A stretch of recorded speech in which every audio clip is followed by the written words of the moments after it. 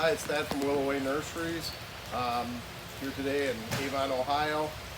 At the end of May, we're at 542 degree days at 537. Arrowwood viburnum blooms, and then at 548 we have black locust begins to bloom. But I wanted to show them today some crops we have in here with Gaillardia, and we have American Gold Rush Rudbeckia. Both these plants love the heat. We've had a lot of heat here. We're in the 80s with night times in the low 60s for nighttime temperatures.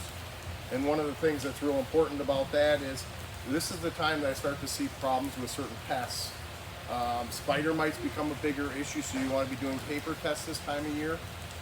Plants are really flowering, like the Gaillardia, we check regularly, doing the paper tests I referred to, which is just taking your paper down and then tapping the plant gently against the paper and looking for thrips and other pest issues that could be there in building. A couple pests that are also out there that we want to be watching for at 547 and at 550, you have two borers, emerald ash borer and bronze birch borer. Adults begin to emerge, so there'll be treatments for that. And then at 560, black vine weevil.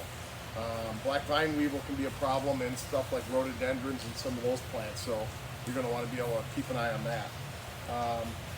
The other kind of big thing with spider mites, if you see a little fine webbing in the plants, that's something to look for too, or also kind of a peppery look, where it has like white speckling on there. That could also be indicating of thrips as well. So those are all things just to kind of give you a heads up to watch for. This heat really drives some of those pests along. Hopefully this helped, and we'll talk to you next week.